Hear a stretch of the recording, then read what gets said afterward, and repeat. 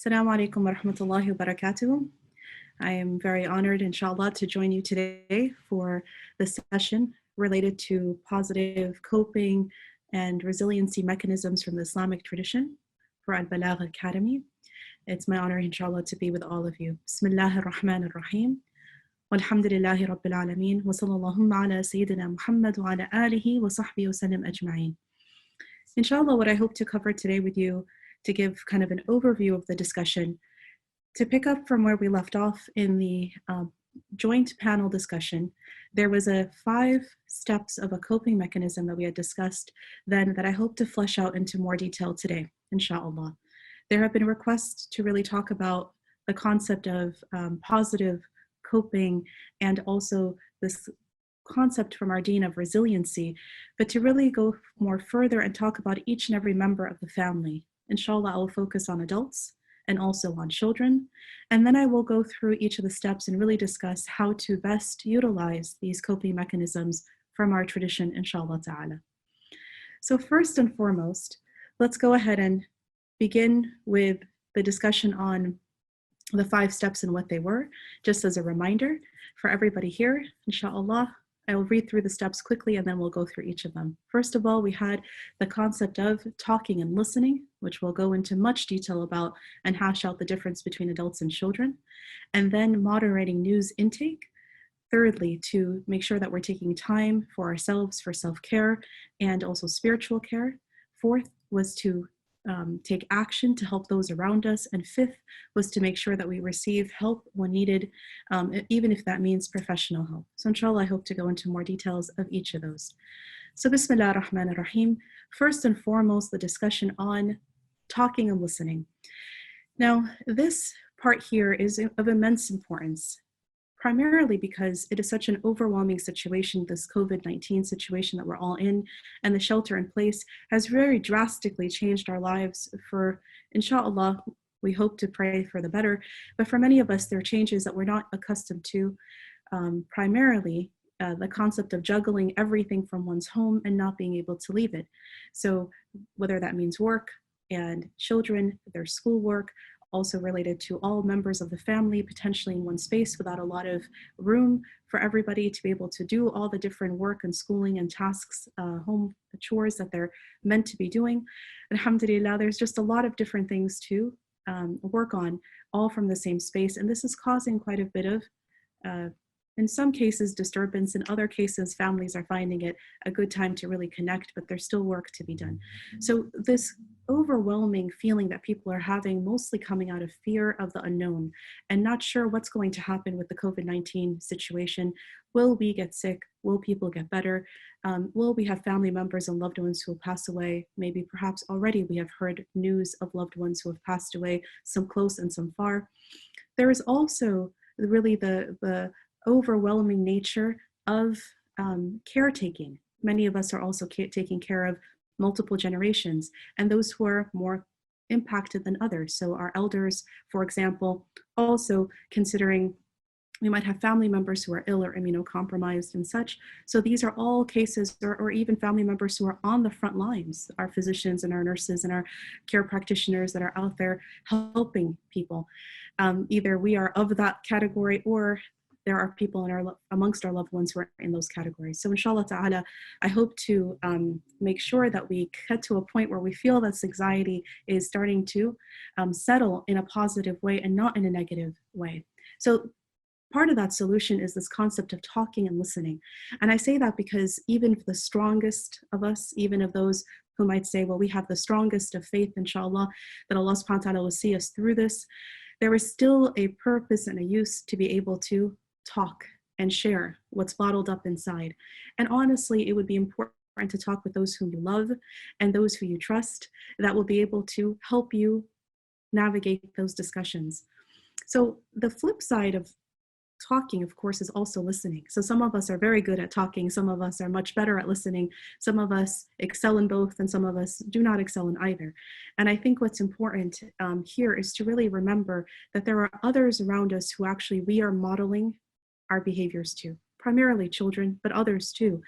And particularly with children, they do actually respond in the ways we respond. So anybody who is parented knows that after some time, you find that your child is, if they're angry with something, they're responding in the same way you are. And if they're pleased or excited about something, though even the words that come out of the mouth are the same as yours, subhanAllah. So here we have to remember that all of this behavior is modeling, and the anxiousness of it is also contagious. So anxiety is a contagious factor. So not just COVID-19 is contagious, but certainly so is the anxiety that we feel. So we have to be very mindful of how it is we're going to convey that to our family members. But the good news of this is that also positive coping is important and also contagious, as in to say that when you are actually coping in a healthy way, in a positive way, that too reassures the children around you, and honestly, all people around you, including the adults around you as well. So here, inshallah, I'm going to first talk about adults and then move into the discussion related to children. So with adults, we want to remind everybody, inshallah, that part of this coping is really to remember to stay connected and to, even though we're isolated, but we're still connected to each other. And I think one of the biggest mistakes we're seeing is that people are going to shelter in place and trying to be there completely alone and not really reaching out to others. But to remember that even though we can't see people physically and be right in their presence, it's important to actually reach out virtually. So virtual visits with friends and family. And here I can't emphasize the importance of our elders and how for their own health and their sake, we're being very careful not, of course, to spread any germs to our elders specifically. So they may be even more isolated than the average person. So for them, these virtual visits, whether they're on phone calls or preferably even video chats, are become incredibly important in this time. And many have actually reported to us so far that they feel much more alive and connected because they have family members and loved ones, community members reaching out, and they can see them and talk with them in real time. And that is really important to remember that for many elders, it's not just a fear of contracting the illness and potentially mortality related to this, but also that their outlet had often been going to the masjid, for example, and that's no longer an option. So there's an underlying sense of, or even other outings, but the underlying issue is really a lot of loneliness and isolation. And this is where this virtual visiting becomes really important, and a reminder, inshallah, that we need to build virtual support communities all around us in this time. And certainly I'll get to this at the end of the talk, but telemedicine and teletherapy is also available for those who need more levels of professional help and support. Now, in the topic of resilience, of how it is that we cope and we have strong resiliency factors, if you were to look at the, kind of the modern psychology and what's really trending these days in terms of what modern psychology is saying, you'll find that there are some key, if you will, mottos that are being said over and over again. One of them is tolerance of the uncertain, being able to hold tolerance for uncertainty. And for me, whenever I look at modern psychology and what it's teaching us and what it's telling people to do, I often think back, do we have these concepts already in our tradition? And if they are, why not go directly to the source? Why not go directly to the prophetic and Islamic and Quranic source related to this? So when you think about tolerance of uncertainty, this is something that's part and parcel of Islamic belief. We don't really need to go all the way to modern psychology to find it. Here, we remind ourselves, the concepts that we find in the hadith of the Prophet ﷺ, where he talks about, لَعَلَّهُ خَيْرٌ, perhaps this is khair, there is some good in it. Or the hadith in which he says, sallallahu alayhi wasallam, عَجَبًا لِأَمْرِ الْمُؤْمِنِ إِنَّ أَمْرَهُ كُلُّهُ خَيْرٌ. Right? Wondrous is the affair of the believer, because in every matter there is going to be good in it. And it goes on to say that if he is happy, then he thanks Allah, and in that is good. And if he is harmed, and for many people they're feeling a sense of harm right now, or potential to be harmed, and he shows patience, the hadith says, there will be good for him. And here is a really important concept that for us, we have this general Islamic principle in our minds and hearts that all of our affairs are good, even though they may not seem like that at first. And this is important because then you're able to kind of carry this uncertainty that may be brewing, this fear of the unknown around us, knowing that ultimately Allah subhanahu wa ta'ala is in charge. And this helps settle down the anxiety and the fear. So whereas in the non-Muslim, in the secular world, they're telling people to tolerate uncertainty, we already have that concept inside of our faith, already part of our deen, and something we need to really emphasize and to bring up, inshallah. If you look at other trending, if you will, mottos that are being used right now in modern psychology and what therapists and psychologists all over the place are saying to people in this time, they're also telling people to focus on hope over fear. And here again, I would rephrase this to make sure that it fits with our Islamic, and that actually our Islamic concept is what prevails here, which, while we understand the concept of focusing on hope over fear and looking at the glass half full versus half empty, these are concepts you must have already heard. But if you look at the Islamic belief, for us, we believe that we have to live our lives between بين الرجاء والخوف, right? Between hope and fear. And often the examples are given by our scholars that the believer, this concept of hope and fear are like the two wings of a bird. And only with those two wings is the bird able to sustain flight. But if you lose, or if you focus only on just hope, for example, then one wing is gone and it will eventually crash and fall. And if you focus too much on the fear, then the other wing is gone and you will also crash and fall. But the balance between the two, maintaining the balance between khawf and raja, right? Between fear and hope, is incredibly important and something that our deen emphasizes strongly. And here, I love this because it really talks about how you're realistic as a believer, right? There is an element of fear in this issue, but also an element of hope, knowing that Allah subhanahu wa ta'ala will see this through, even though it is an unprecedented and scary time. Now, when you hear me talk about these concepts of Eurocentric psychologies and why is it that we have to go directly to modern psychology, and I always think, no, let's go back to our own traditions, because honestly, there is so much to draw from our own Islamic traditions that are already there and part of our worldview in its origin, right? And so when you think about how the inspirations behind the scholarship that taught us all of this, it's really important to remember here that our noble predecessors, those who came before us, studied the Quran and studied the Hadith and looked at all of the affirmations that we take from there. And we too should be doing the same, not just strictly going to whatever it is that's the current trending hashtag, if you will, at the moment. For me, my personal inspiration in looking at this work and really drawing from where is the Islamic coping and resiliency mechanisms that we can pull in, a lot of this is part of the research that we had done in the lab that I run at the Stanford Muslim Mental Health Lab, where we focus, one of the lines is we focus exactly on the origins, our Islamic origins and understandings of psychology, what today we call psychology, or in Islamic terms was called ilmun nafs, right? The study of the soul and self. And so many scholars, not just physicians, this was not limited to the medical field, but definitely our scholars of all of the ulum of the Islamic sciences had contributed to what became ilmun nafs, and today we might term Islamic psychology.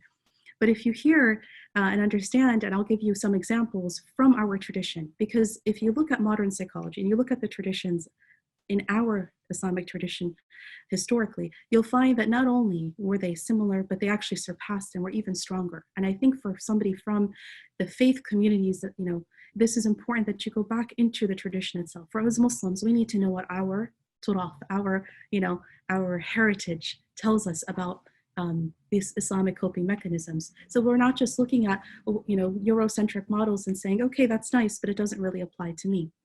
So as I explained, there were the ones, these are the most common ones that are being told right now by psychologists and therapists everywhere. But if you look at, for example, I'll give you one example of Imam al-Balaghi, Abu Zayd al-Balaghi, who comes from the 9th century, and we've written quite a bit about him, because for him, he had a book called Masalih al-Abdan wal-Anfus, the otherwise now translated as Sustenance of the Body and Soul. And what's interesting, even at the title of the book, you'll see he says body and soul. So for us as Muslims, we never had an issue or a disconnect between the mind-body problem of Descartes. So we never had this issue. For us, it was all holistic understanding of the human self, of our minds, our hearts, and our ruh or spirits, all connected into one cohesive whole. There was never an issue or tug of war between them like you find in Eurocentric models, which is why taking things just directly from Western or Eurocentric psychology would be problematic without actually seeing how that integrates correctly into our Islamic mechanisms.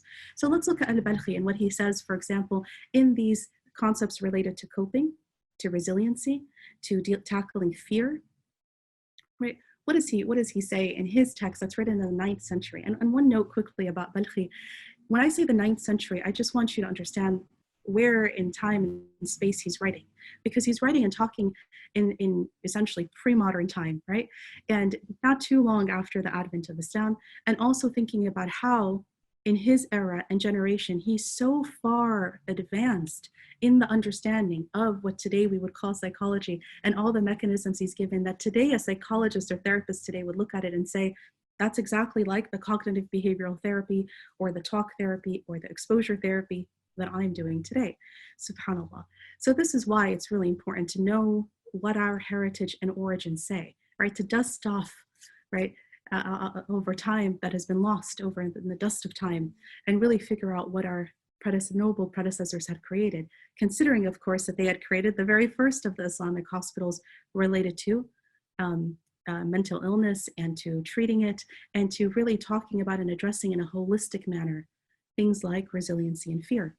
So Al-Balagh says, in his book that you have here the psychological, just like the body physically can be healthy and unhealthy, he also says the soul, likewise, could be healthy and unhealthy, right? Integrate the two concepts here. And then he gives you examples where he says the body, when we talk about health of the body, people will say, well, healthy diet and sleeping and making sure that the body is healthy and robust. And we make an effort to make sure that we maintain healthy bodies. But then he asks the question, why do we not make the effort then to maintain healthy souls and healthy psychologies, right? So here he gives an example, and he says, if there are external and internal influences that are bothering a person, there's the external and internal. He says physically, external would be something like extreme hot or extreme cold. Extreme hot, you would try to cool the temperature down. And extreme cold, you would make sure to raise the temperature up or wear layers or something like this to what? Protect the body. He says the same thing can happen external and internal to the soul and to the cognitive process just as well. And here he gives the example where outside elements, and here it becomes very relevant to our discussion right now about all the outside influences that are actually causing us extreme fear and anxiety related to the situation here in COVID-19.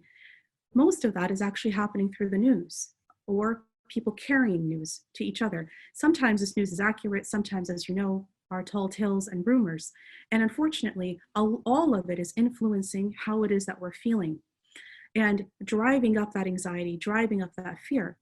So Al-Balagh would say here that if you have news coming in from the outside or people whom you associate with who are talking to you, who are always bringing negative news, right? Difficult, there's no silver linings, there's no positive, it's all negative. He says just like you would be careful with your body from external negative influences, you must be careful internal negative influences as well. You have to be careful of what news is being brought forward, subhanAllah, and to modulate that, to temper it, to bring it down, right, to turn it off. And we'll talk about this in more detail, inshallah, when we get to that point in our list. But definitely this concept, he emphasized greatly, and I think I'd like to emphasize that as well greatly in this time. Not that we're not realistic people, we just finished saying that we are between al-khawfi wa raja, right? We're between hope and fear. Be realistic as well. Know the protocols that are being told, how to take care of yourself and protect yourself and your family from the virus, what protocols to be following. So you need to have some amount, of course, of contact with what's around you, but not the constant bombardment from the news. Some people are keeping the news on 24/7 or are literally just plugged in through social media 24/7. And because of that, they may not be realizing how it's driving their anxiety up and really causing more fear than is necessary. Secondly, he says, well, those are external influences. What about the internal influences? So here, Al-Balagh also tells us about this, and he says, having internal negative influences are very much concepts related to the worry, the distress, emotions like anger, sadness, fear, that he talks about all of these in his book. And then he says, when you as a person invite negative thoughts into your mind space, it's like inviting them in for having tea and coffee. And he warns us from these harmful thoughts and sitting there, just you with yourself, literally inviting, I usually use this phrase of having tea and coffee with the negative thoughts, either scary, difficult things, or replaying, maybe it's not related directly to COVID, maybe it's related to, something that you said that you're embarrassed about, so you keep replaying over and over and over the scenario. All of this is considered to be having tea and coffee with the negative thoughts. And he tells us to ward them off the same way we would ward off anything that was physically harmful to us, right? Same here as well. And he gives some very great methods. He explains, he actually gives you specific ways of doing this. And the reason, again, that I'm using Al-Balagh here, in case someone's saying, why are we talking about somebody who's historic, right? When we have people much more in modern times. Well, I'll tell you, before I talk about his healing methods, the reason I really think it's, again, important to do this is because if you look at people from our heritage, our noble predecessors who really understood the world the way it was meant to be understood, with Allah subhanahu wa ta'ala, right, very God-centric, not self-centered, and understood that Allah is in charge, and understood all of the callings of the Prophet sallallahu alaihi wasallam to make sure that we have knowledge, and understood concepts like, if Allah subhanahu wa ta'ala were to send down disease, then he would also send its cure. And this was a driving motivation for the scholars to make the leaps and bounds of advancements that they made in medicine, in science, in the humanities, right? This is that impetus that really, where you see Islam, the advent of Islam comes historically, and very soon thereafter, you find the first ever psychiatric institutions, medical institutions, and medical, fine, you may say there have been others, but psychiatric healing institutions, this is the first in humanity. So when you think about how they didn't ignore emotions and minds, they didn't ignore fear and anxiety, depression and sadness, they didn't ignore any of these issues, rather they took it head on. And they formed whole institutions, right? Whole hospitals, and they were very interdisciplinary in their approach, just like our Islamic holistic concept. So that you have the physician, yes, the nurse, yes, but you also have the pharmacist who's compounding medication. You also have the person who's like a social worker, essentially, who is making sure that when the person comes in, has what they need, and when they leave that hospital facility, the Bamiristan, that they have also, right, food, clothing, and money to be able to carry through. You had the religious leader who was giving wa'd, right, good remembrance, Islamic concepts to the ill person, and all of this team rounded together on the patient, right, in these institutions. And most importantly of all of this is that this was all supported by Baytul Mal, the zakat that came out of Baytul Mal. So Islam was way ahead of all other, of course, right, in the concept of healing and caring for those who are ill.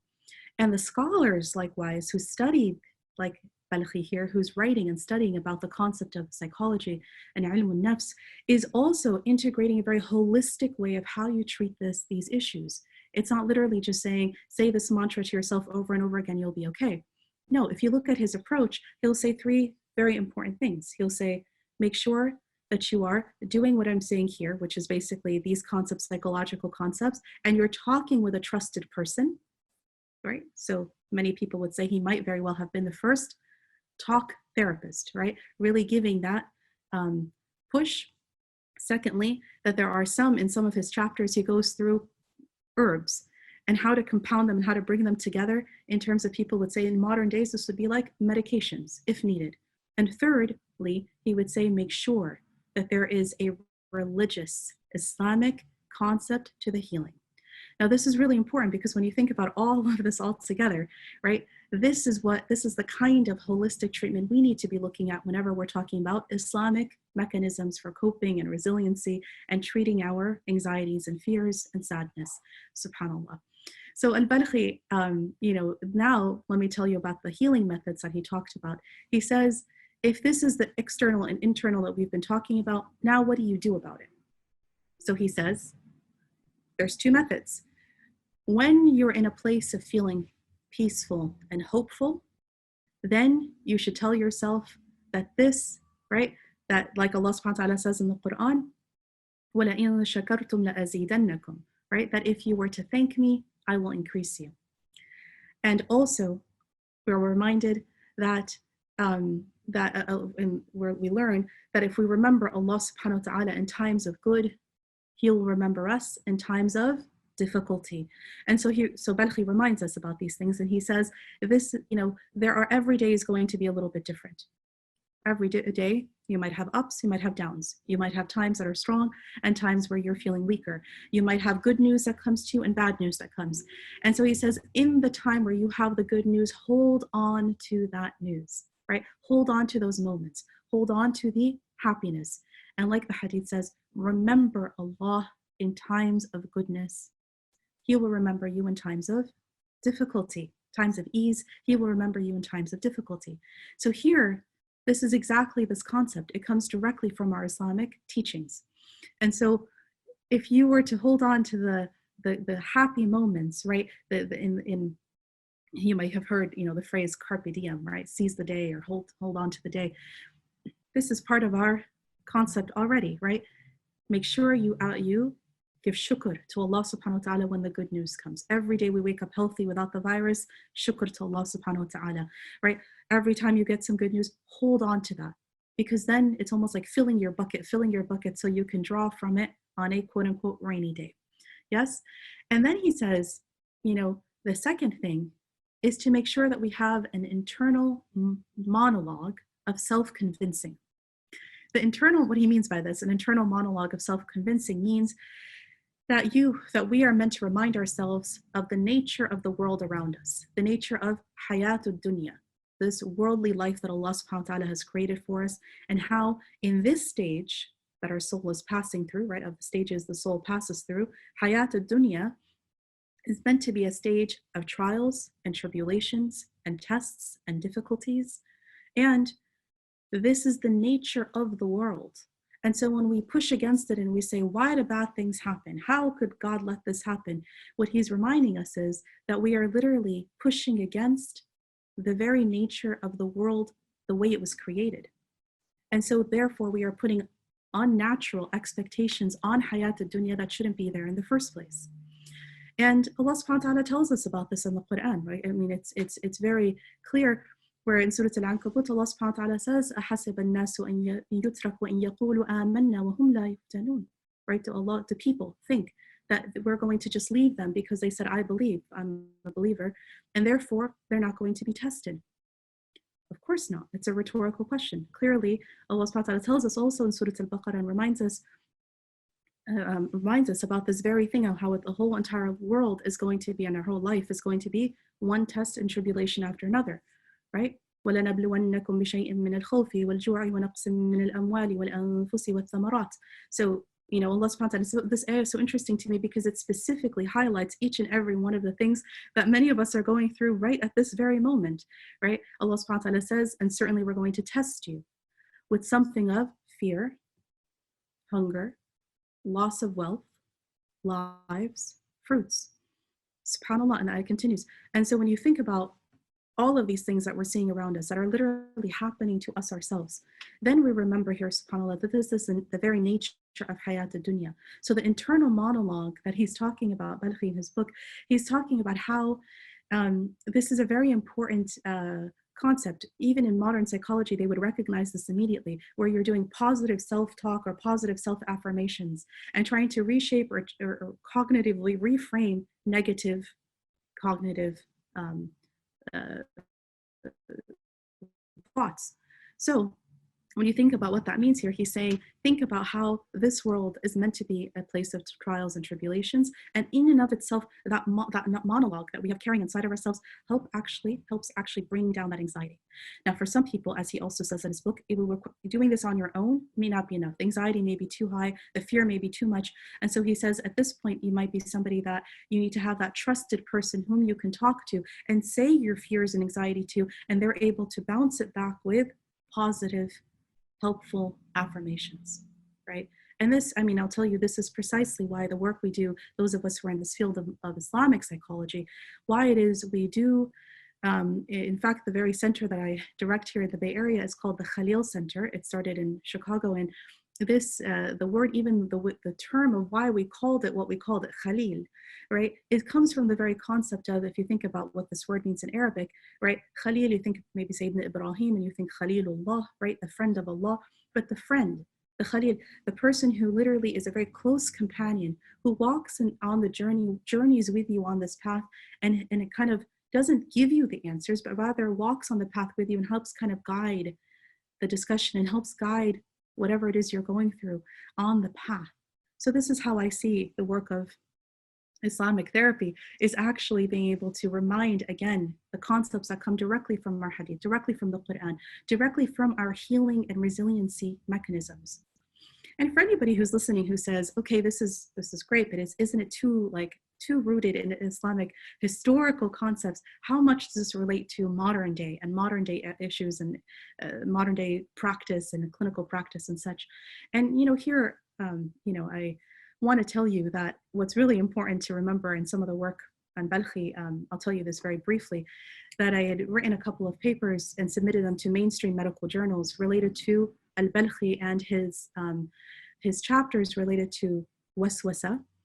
Which the way he described it very much, waswasa, right, are the obsessions and compulsions. And it very much sounded like what today would we call OCD, or obsessive compulsive disorder, and a different paper related to phobias, right? Lots of fear, unnatural fears of things. And in both cases, the medical journals that received these papers were very much hesitant, as many of you might be on the class here, and saying, how is, these are big claims that are being made that modern medicine would say, the history of medicine would say, OCD, for example, wasn't found or discussed until the 16th century for the first time, and isn't fully understood and classified until the 19th century.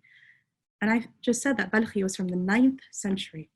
So it's a very big claim. And in fact, one of the journals wrote back and said, this is unorthodox, what you're trying to say. 9th century to 19th century, I'm not telling them they're off by a few hundred years. I'm saying an entire millennium, right? And subhanAllah, after hiring the historians of medicine to look over the papers and the concepts we were sending in, mashallah, they came back and said, this is true. This is rewriting the history of medicine and psychology as we know it. And this is what makes, and of course it's a proud moment, but also that we just don't know our own histories and our own heritage and our own legacies related to this. And to me, that was incredibly powerful, because it showed not only did our noble predecessors think about all these things, but that the modern Muslim had been so far removed from our tradition and heritage and studies of it all, that we had lost track of a lot of this. If you look at Balagh's concepts of OCD, for example, he literally highlights them, with how he classifies it, and you compare it to today's DSM, which is essentially the criteria or the manual that we diagnose OCD from today as clinicians, as psychiatrists today. This is what I have to use. He gets it point by point by point, and they've published this directly in the journals because of how, we were able to connect it to modern time and modern psychiatry and psychology. The reason I say this, inshallah, hopefully to inspire everyone here, but as well as to remember that these concepts are not historical, irrelevant to us. Of course, our deen, the hadith, the Quran, there is no time period on this. This is going to be forever and ever to the end of time. But the thinking that was using the hadith and the Quran also means that those teachings and those concepts are also very much relevant today, like they've always been. If we were to just draw them back out, inshallah ta'ala. I hope that was a helpful and interesting discussion related to how adults can help work on their anxieties and fears and coping. Now, if we transition, there is definitely a question on what about the children? And they differ. Yes, their anxieties and their fears actually show up in a different way sometimes. And I think it's important here to talk about them as well, because we have been getting a lot of questions from children being at home and are curious and depending on their age group are understanding at different levels, and in some cases overwhelmed by the news. They see that their adults and their families are also overwhelmed by everything happening. And I want to just touch on a little bit about how to work with children related to this and tie it, inshallah, again to our Islamic concepts. So first and foremost, how does anxiety show up in children? It can show up in so many different ways. And for younger children, it does show up differently than older children. Often with younger children, you might find that they are seeking your attention more than usual and just want a lot more of you. And I think this is a really important concept, because for many people, they're thinking maybe it's just because they're home, they're so much more attached or clingy, but actually could very well be, if they're too clingy, it may very well be their anxiety. And for older children, it may not come up. They don't have necessarily the words. Children don't always have the words to say, I'm feeling anxious, right? Or I'm feeling, lack of hope. Rather, it's how they act. It's in their behavior. So younger children more clingy, older children might be more irritable or short or fused. And they may actually do some very destructive things to help calm themselves. So here, again, we're on this whole point of talking and listening. And this is where you as an adult become really important in that child's life, whether they be a young child or adolescent. Hopefully we can break it down by age group and give some tips, inshallah, for each. But if people are always saying, what do I say? How do I say? How do I communicate? I understand some of these things myself. I even understand maybe some of the tips that were given. How do I transfer this over to a young person? So first, I think the most important thing is being very calm and reassuring as much as possible without lying or without over-exaggerating or without minimizing what's happening. So for example, trying to answer the questions that they're asking you to clarify any, especially misinformation. I think that's what's very rampant today. Lots of misinformation and WhatsApp messages and, do this or drink this or wear this or do that, and that'll prevent things. And, Allah Ta'ala alam by the whole accuracy of a lot of these things that are being sent around. But the children are picking up on a lot of this. I mean, personally, I have of my children, one who's 8, and I heard him the other day attempt to ask Google, when will Corona be over?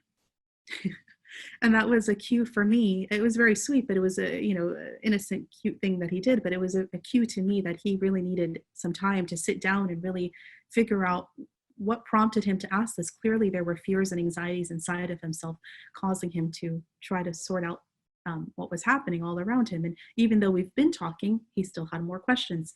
So one of the most important things here is making sure that you avoid language that is too complex, of course, for them to understand, but also that's too blaming.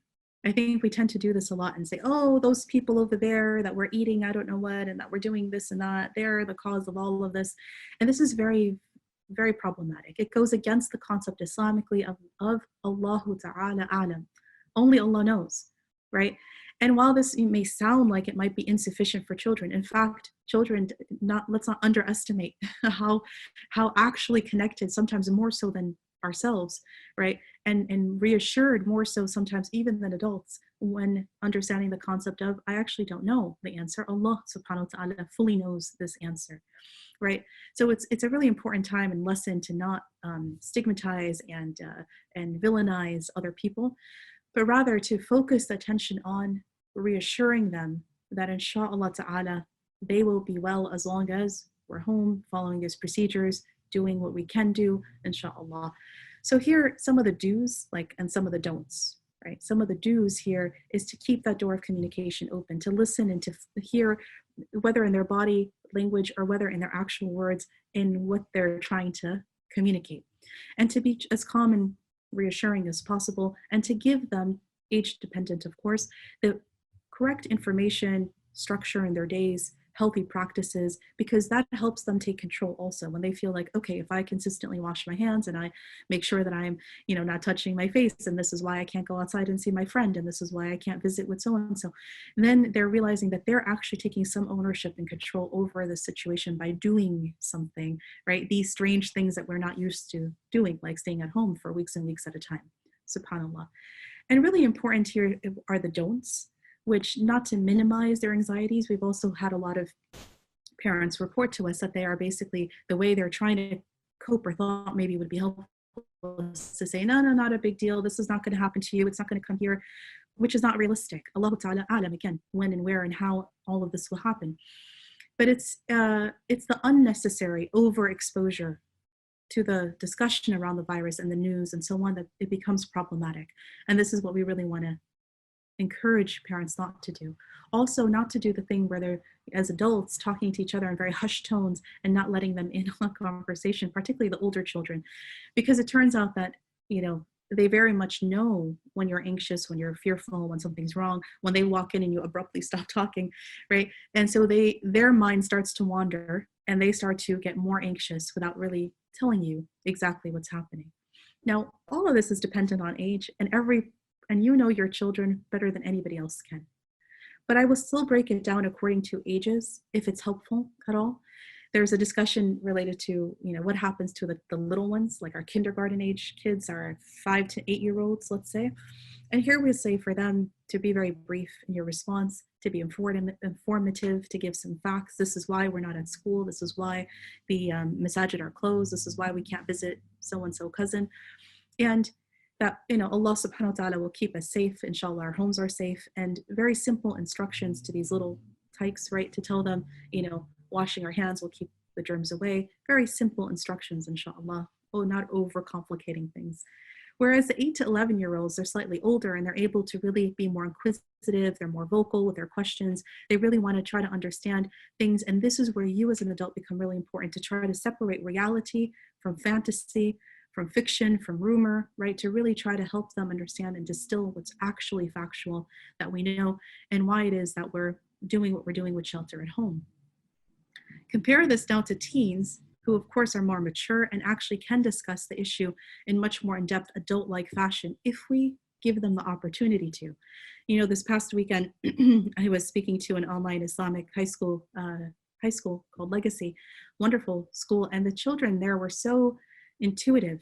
I mean, it was so interesting to see how well read, and they were quoting numbers of deaths and how they were so sad about people who weren't able to be with their loved ones at the end of their lives or in the hospitals or do janazas for their family members. I mean, all of this was pouring out of them. And they're, you know, a very young age group. They were about 12 to 16, I think is that age group that I was speaking to. And it was so interesting to hear that and how important honesty was in the conversation. Not only did they have a sense and have really strong emotions and feelings about everything that was happening, but actually talking about it and us as adults being accurate with the conversation, again, without overstimulating, actually helped them get a sense of control around the situation around them. And I think this is really important, of course, because they are also in a very strange situation, not able to see friends and family and go to their schools and so on. So keeping in a summary here, keeping the doors of communication open is really important, and reassurance, to make ourselves available as much as possible, to show empathy, to remember that there's different people experience emotions differently, and there's a whole range of emotions. So not to judge, not to shame, not to minimize, not to blame, right? And not to say, well, I'm not having issue with that, you shouldn't be either, this kind of concept, rather making sure that we're as supportive as possible in this period of time. Now, I want to make sure that we cover in brief the next set of points, and they will be, inshallah, more brief than talking and listening, but I hope that they're going to be useful as well, because they're very much related to how we cope with and have resiliency, inshallah, in this time period. If you remember in the list, number 2 was to make sure that we have not be overstimulated related to our news intake, and to unplug often, to get what we need, and then to unplug as much as possible. And people ask, how do I make sure I'm not overstimulated and my family members aren't either, as we're all in this quarantine together? To remember that there are very positive and healthy alternatives. And if I can share some of them that are more Islamically grounded, I hope this might be useful, inshallah. But sitting face to face with family members, whether that be in serious matters like actually talking through, or in games and fun, which both need to happen. And I think there's a lot of family members, a lot of parents in specific, maybe I'm hearing this more from mothers than others, but who are feeling very under-equipped if they've never homeschooled before, and feeling very much out of sorts, not sure how to, if they're working, men and women, how their productivity feels like it's down. And to remind ourselves, these are not moments of productivity. These are moments of taking care of ourselves and our families first and foremost, right? As much as possible. That's the priority here, inshallah. And for the children, there's a lot of worries about they're going to be behind, they're not going to get their school work done, they're not being productive, they're not going to excel. Again, this is not the time of worrying about academic excellence because everybody across the world is going through this same issue. And to remind ourselves that learning doesn't just happen in the books, it doesn't just happen in classes, and it's not just teachers who teach, but often some of the very best learning happens between the lines, right? And happens actually at home with family members. And here, if it helps to give some ideas Islamically of how to do this, I've heard of wonderful in our family as well, have done some really great concepts with talking to having like mini halakas at home and talking about many different concepts, everything related to this COVID-19 situation, but from different angles. Whatever suits your family best and helps them really connect to Allah subhanahu wa ta'ala in this time. So for example, when all of this first broke out, there was all the hoarding and price gouging and discussion on, this was an excellent time where kids were asking, why is all this happening and nothing's in the stores and what's going on? And they were hearing adults talk about how they couldn't find X, Y, or Z in the supermarkets. And this is a perfect time to talk about what is the Sunnah and Islamic concept related to hoarding and sharing and price gouging, because we have rules related to all of this, subhanAllah. And others were really confused about what's going on with the toilet paper.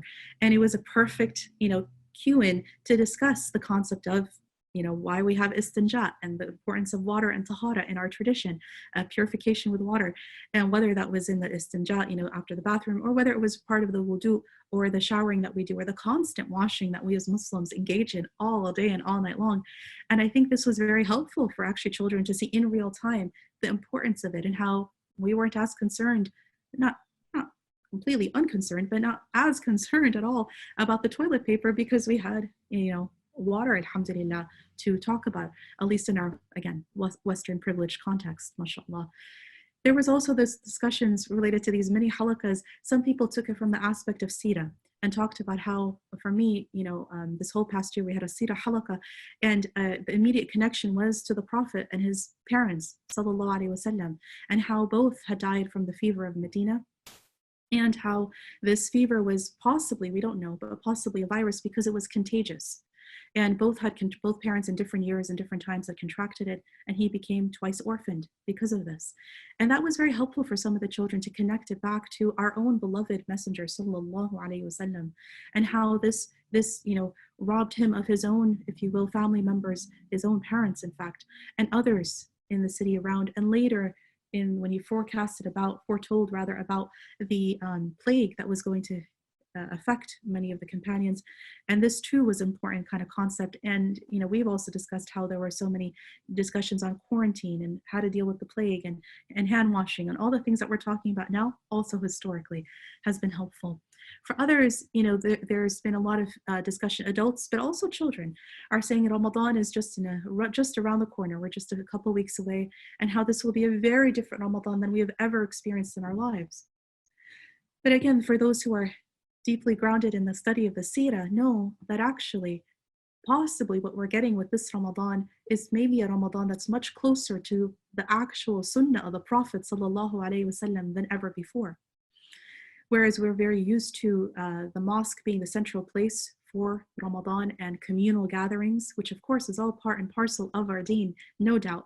But when you think about the early days of the Prophet ﷺ and how it was just the first couple of days in which he prayed in the Tarawih and Jama'ah and then prayed at home. And many of us now are forced essentially to pray Tarawih at home. And it is a sunnah, of course, but a strong one, and one that can be prayed individually as it can be prayed in congregation, and can also be prayed with small family congregation. So many people are thinking this and rethinking about how this is similar to the time of the Prophet himself, sallallahu alaihi wasallam. And others yet are drawing conclusions to how the big, massive iftars and da'wat and having people over and big gatherings, it's also very different than how the time of the Prophet and his blessed Sahaba, how they would break their fast in very simplistic matters. And it was a very simple affair compared to what it has become today. So kind of reframing, restructuring this for adults, but for children alike as well, and how it is that we might be actually able to make the intention to be closer to how the Sunnah of the Prophet ﷺ was. And others yet have been looking at, grounding this discussion in the topic of fiqh, right? Looking at our Islamic rules of the halal and the haram and so on.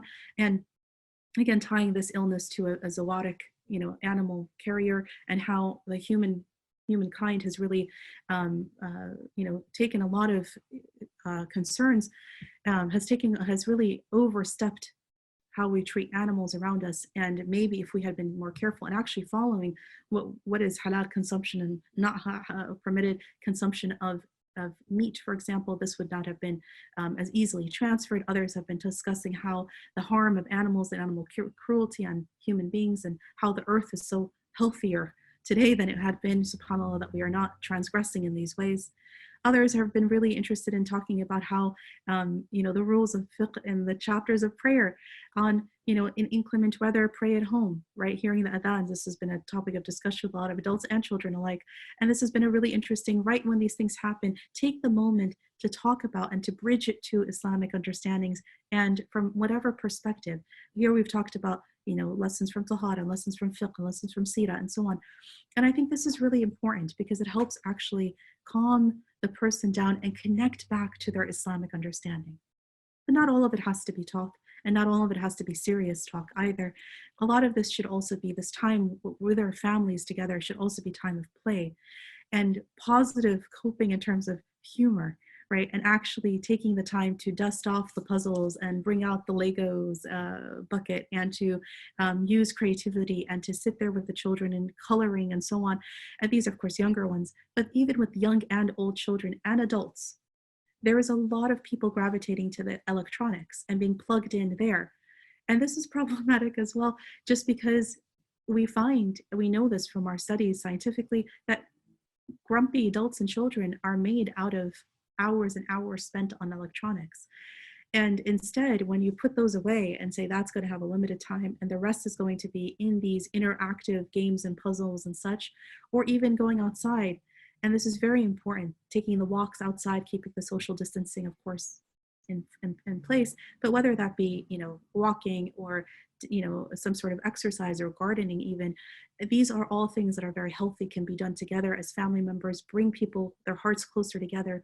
And a reminder with children that even though they say they don't want to play with you and they rather be playing on their video game or electronic technology, it actually turns out, we know this for a fact from studies, that they actually crave human interaction even when they're rejecting you and pushing you away. So keep on trying and limiting that amount of time to be able to get people more connected, inshallah ta'ala.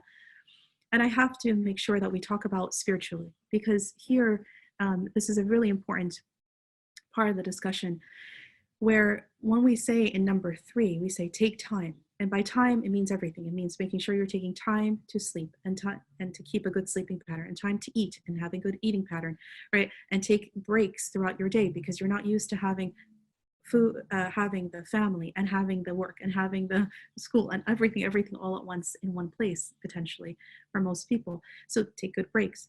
But it also means take time to spiritually connect with Allah subhanahu wa ta'ala. And again, for those who are God-centered and are connected to faith, this is a really important concept too, because it turns out that having this wellness routine, if you will, isn't just going to be the physical things, the eating, sleeping, and so on, but it's also going to be the spiritual connection. And here for me, this is something I very much found from my teachers and to my students, and that personally practice, and has really been very useful to me.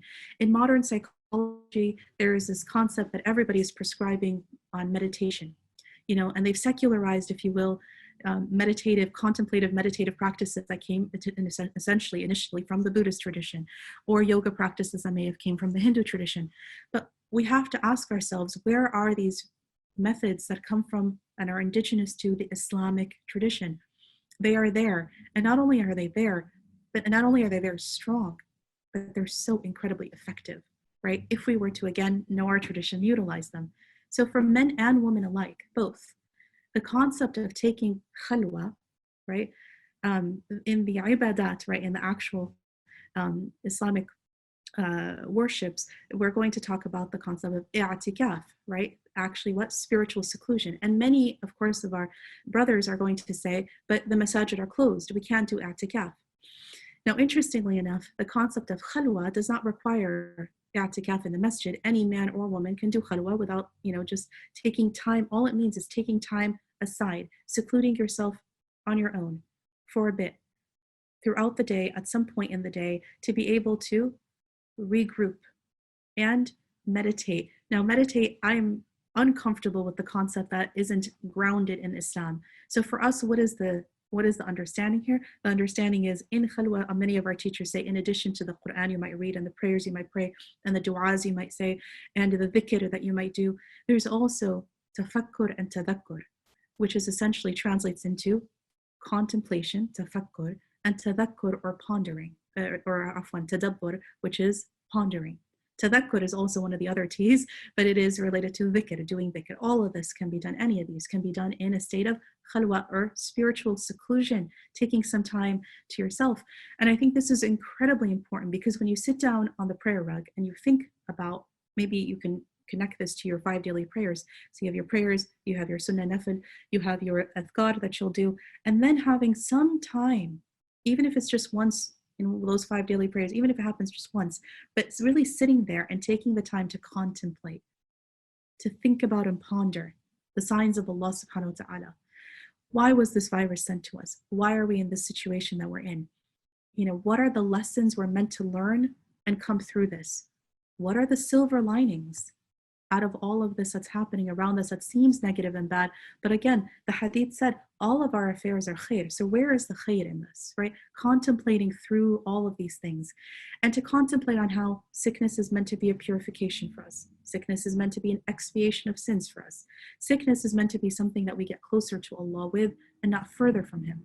So when you think about these things, there's these beautiful ahadith to really think about, to contemplate, right? That we're going to have, when calamity befalls the Muslim, Allah removes his sins, right? Because of it, even if we were pricked by a thorn, is one narration, for example, right? Or to think about the ayat of the Quran where Allah subhanahu wa ta'ala says, لا يكلف الله نفسا إلا وسعها, that Allah subhanahu wa ta'ala is never going to burden a soul more than it can bear. So Ya Allah, if you sent this to me, then clearly, to all of humanity, clearly you believe that somehow this era of 2020, we're able to bear what this is and come through it, inshaAllah ta'ala, right? Despite the destruction and difficulty we find around us. Or, and when people get very fearful and are fearful for themselves and their health and their families, then to remind yourself with the ayat of the Quran, that are also speaking to that, where Allah subhanahu wa ta'ala says, قُلْ لَن يُصِيبَنَا إِلَّا مَا كَتَبَ اللَّهُ لَنَا, right? Say, it reminds us to say that nothing will ever happen to us except that Allah has already ordained it for us. And when that's the case, and you're sitting there doing your tafakkur and doing your tadabbur on the ayat of the Quran, pondering on their meanings and what this means, then you're able to bring down this anxiety. It actually helps you cope through what's happening here. And I think this is really important because so many of us don't take this time aside. And I likened, last time I was saying how one of my spiritual teachers often would liken this concept of khalwa or uzla or i'tikaf in itself to like a pressure cooker where you have so many stresses and difficulties and difficult calamities and news and just everyday struggles happening, like inside of a pressure cooker. It just builds and builds and builds and builds pressure. And if you don't have the valve, the safety valve that allows the steam to be released, that pressure cooker will explode. And so she reminds us and says that we are like pressure cookers without a valve if we have no spiritual practice of i'tikaf or uzla or khalwa. And this is really important to think about. And so if you've never done this before, this would be perfect time. Of course, we're heading into Ramadan, and many of our brothers are going to miss and feel deprived of i'tikaf, but there is still khalwa. And here, interestingly, as just a complete side note, this will be a very interesting Ramadan in which the woman will be able to renew and hold on to and bring forth, if you will, the sunnah of i'tikaf, because only they can be doing i'tikaf from home, subhanAllah. So our women will be upholding our i'tikaf this Ramadan, unlike any other Ramadan before it, subhanAllah ta'ala. So when you think about these spiritual concepts of taking time for this kind of spiritual seclusion, then inshallah, this too helps you connect to the divine and brings it down. Now, lastly, in the very little bit that we have, inshallah, of the class, let's inshallah talk about number 4 and 5 quickly. Number 4, if you remember on our list, was to take action, to be actionable people, to be people that actually help those in the community around us, even though we're isolated at home. And for many people, this has taken, I've heard of so many wonderful ideas and so many great initiatives. And if you were to partake in them, it actually will help bring the fears and anxiety down, and is 100% rooted in our Islamic tradition of serving humanity, being the khidmah of our fellow sister and brother. And here, some have put this empathy that they're feeling into action by, making sure to catalog all of the elders of the community and make sure people are calling them, are sending them groceries, are making sure that they're building up, doing meal trains, people taking turns to cook for those who are homebound and unable to get any groceries or cook for themselves. Doing things like writing to family members and calling them and other community members, or partaking in charitably by all of the platforms that are raising funds for either, getting people access to food and sources that they need, or helping them pay the rent because now there's financial constraints, of course, by all of this, or maybe they're putting their skills of sewing into use by making masks and so on. So there's so many different ways, or even just contributing to this. And at the very, very least, making dua consistently daily with the family, right? For those who are on the front lines, for those who are ill, for those who are need our du'as, inshallah ta'ala. So I think this is very helpful, and it actually helps the adults and children. And please involve the children in this, because it helps both actually have a sense of control in what seems like a very, lack of control situation, mashallah. But when you put actions into these steps into that are actionable, it actually does bring down the anxiety. Number 5, lastly, is also something, like I mentioned, that we believe is very much rooted in our tradition as well, and our noble predecessors have written about this and talked about this, is to seek help when help is needed. And what that means is making sure and knowing that this is a very overwhelming situation for everybody. So saying, I'm just going to tough through this isn't necessarily Islamically aligned either. Rather, to say that if the anxiety is very high, the panic, the fear is very high, the sadness, again, without this sort of shame and judgment, it is an overwhelming situation. And you may be feeling this way because either you're just simply overwhelmed by this situation, or there's already something underlying that was there before. Maybe it had never been addressed, and this just added to it, and it became cumulative. And it reached a threshold that really needed more help and support. And for here, I have to do my due diligence as a mental health provider, psychiatrist, to say to you to please reach out for professional care and help when needed. And wherever you're listening to this from, for those of us in the US, we have the Khalil Center, and now we've moved to web therapy, so people are able to access us from everywhere. And for those in the UK and for those other places, there are our counterparts that are Islamically trained, inshallah, therapists as well to help. And really, honestly, even if not, then at least someone who is professionally trained to help you cope as much as possible. Now, some resources, inshallah, for the Khalil Center, which is khalilcenter.com, but we do have a YouTube channel in which we put many videos related to step-by-step how to deal with anxiety and fears, and we have one specifically to COVID-19. So that whether it's struggles with family members, whether it's dealing with your own kind of anxiety or fears, whether it's trying to be productive with your time management and working from home, there's all of these different COVID-19 theme of help videos and tutorials that could be useful, inshallah, that you can access from our YouTube page and video, inshallah ta'ala, as well. And, web therapy and crisis line that I think are also very useful. And so, inshallah, with that, I hope that's a useful kind of step-by-step discussion on how it is we can help manage our anxieties and fears and build up that resiliency that comes from the Islamic tradition, inshallah ta'ala. And with that, inshallah, I'll pause here and take questions, inshallah, from the Q&A box. Barakallahu feekum, walhamdulillahi rabbil alameen. Now, the first question, inshallah, that's asked is related to what is the name of the book that I was referring to earlier. And the author's name is Abu Zayd al-Balkhi, and his book is called, in English now translated as sustenance of the body and soul. In Arabic, it is called masalih al-abdan wal-anfus. So that is and this, there's both the book itself and digital copies, both are available online. Then, and translated by our esteemed professor and mentor in the field of Islamic psychology, Dr. Malik Badri.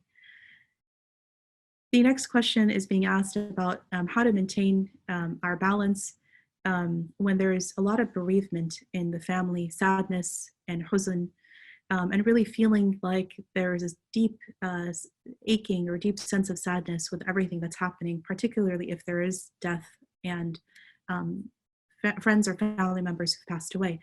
So with that, inshallah, here I want to say a couple of things related to this. First, it's really important to understand that the emotions that you're feeling, bereavement, grief, sadness, that these are all emotions Allah subhanahu wa ta'ala created and are meant to be there. They are not, and in our tradition, Islamic tradition, we do not shame them, and we do not say, get over this, right? We actually acknowledge that, and we always draw back to the Prophet, the Blessed Prophet Muhammad sallallahu alaihi wasallam himself, and how he himself grieved over the death of his son and other children. Of course, we know that all but one had passed away in his lifetime.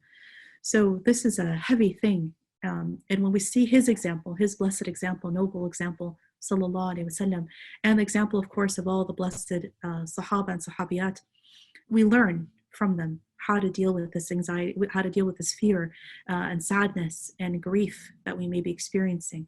So part of this too is similar to what Balagh was saying in his book, of knowing that hayat ad-dunya, that the soul is meant to be in this stage, temporary, time limited, right, finite, and eventually we'll go to what's infinite, right? We'll go to the akhirah, and inshallah in the best of states. So part of that is reminding ourselves of the nature of hayat ad-dunya, reminding ourselves of the cycle. There's stages of grief that our scholars have actually also talked about as similar to modern psychology, and how what we now feel as something very difficult to accept and deal with, eventually, ya muqallib al-qulub, right? O turner of hearts, the very qalb is the organ that turns.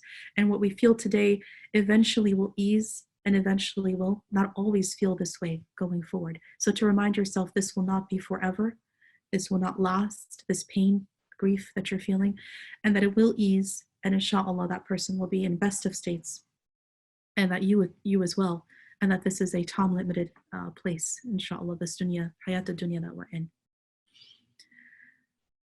There is also a question related to those who are living on their own versus living in family situations, which is a very important question, of course.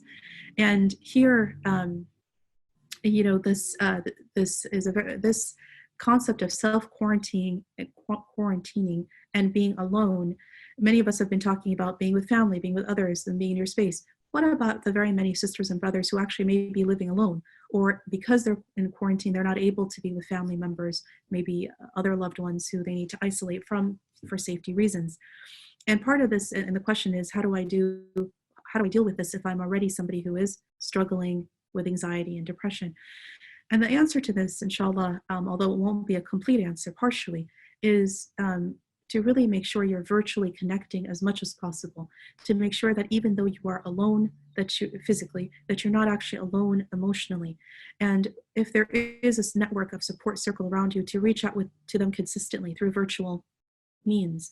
And if you say, well, I don't really have that kind of support system or trustworthy support system that I can speak to, this is where I think it would become, especially since you're mentioning that you have already been struggling with depression, anxiety, is to really reach out to, again, that professional source who you can talk to confidential and in confidence, and really help navigate the conversation with you and help you reach a place of comfort, of feeling again whole, without that struggle daily of anxiety and depression, inshallah ta'ala.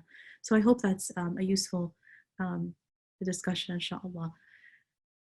Those are the questions that we had, inshallah, in the Q&A box. If there are others that would like to ask questions, I know that there have been some in the chat box, which I can look to as well, but please do, in the meantime, put your questions in the Q&A box so that we can answer them there. Now, there is also a question here related to, a family, how to support other family members that are in a sense of isolation. And some ideas related to this is to actually, other than video chatting and calling, to see what it is that they are needing. So we've been hearing wonderful stories, all Muslim, non-Muslim, all throughout, that are finding what the needs are. So for example, there's maybe elders, maybe parents, grandparents who are needing to be quarantined because of their age and not wanting to get them ill from the younger people of the family. But the younger people of the family, not only are they checking in on them consistently and literally buying them the groceries and making them the meals and delivering them literally at the door and speaking to them from a distance, even including from the window, not going in, to be sure that they don't put them at any sort of risk. And so what's interesting here is that they're still very much conversing and connected and sharing meals literally, but from a distance and from far away. So part of this, I think, is creativity as much as possible, drawing on all your creative measures to still remain as connected as possible in this time of connected but isolated. SubhanAllah. And lastly, there was a question, if this is the last, and of course, if there's others, you're welcome to put them here. But there was a question related to what is that YouTube channel that I was referring to. If you search the playlist for Khalil Center, KHALIL Center, KhalilCenter.com, and the YouTube channel is under the same name. And there are different playlists. One of them is specifically called COVID-19. And inshallah, that's where many of these tutorials or videos related to how to deal with anxiety and fears related to COVID-19 from an Islamic psychological perspective. Inshallah, I hope that is a useful resource to everybody, and it goes into more depth to help with many of the concepts we talked about today. Inshallah ta'ala, if these are the questions, then alhamdulillah, I think we've reached the end of our Q&A and also the end of our discussion. I hope inshallah ta'ala that was useful to everybody here, and that you keep us in your du'as, and we will of course do the likewise. And the last thing that I will say inshallah before I close is that I hope inshallah that this time is a time where we really use that, back to the concept of khalwa, and really taking spiritual time aside. In my mind, I've been really thinking about how all of our teachers, spiritual teachers, have been telling us forever, for as far as and long as I can remember, take time to, this will help you connect to Allah, will help heal you, will help you grow spiritually. And it's almost like we are now in that, almost like thrust into that, time to isolate, whether we asked for it or not, whether we actually intended for it or not, whether we like it or not. SubhanAllah, we're in that time. So what if we took this time, and I've been thinking about this corona almost like a cocoon, a spiritual cocoon that we go into, and thinking about how the tiny little caterpillar that's stuck on the leaf, most people want nothing, that they don't want to be a caterpillar, they rather be the butterfly. But to remember that that little caterpillar that was stuck on their leaf couldn't see the world around them. They were focused on their dunya, they were focused on their food and their drink and their eating and their little tiny world, and couldn't see everything else in the bigger sense around them. But when they went into that cocoon, which we're all in now, you grow spiritually, you grow mentally, you really do grow if you take the time to grow and connect spiritually. And when you emerge from the cocoon on the other side, you emerge a beautiful butterfly that's actually able to soar and fly and soar and actually see the world for what it really is, right? And to kind of get to that beautiful state spiritually that we hope we'll all go to. So I pray inshallah for me and you that this is a growing situation versus a negative situation. Again, it's how, like Balagh reminds us, and our teachers remind us, it's how we view it, and Allah subhanahu wa ta'ala reminds us that He is to us as we see Him to be. And so to see this as something, inshallah, His might and His glory and His power, of course, but also to see this as a time of rahmah, a time of mercy, and a Ramadan, inshallah, that will help us really cocoon and grow spiritually and emerge better than how we entered it, inshallah ta'ala. Inshallah, Allahumma balighna Ramadan, and allow us to enter it and get the best of it, cocoon in it, and then exit from it completely forgiven of sins and much better than how we started. And inshallah, alhamdulillah, we pray that this is for the best for all of us. Walhamdulillahi Rabbil Alameen. Wa sallallahu ala Sayyidina Muhammad wa ala alihi wa sahbihi wa sallam ajma'in. Barakallahu feekum. Assalamu alaikum wa rahmatullahi wa barakatuh.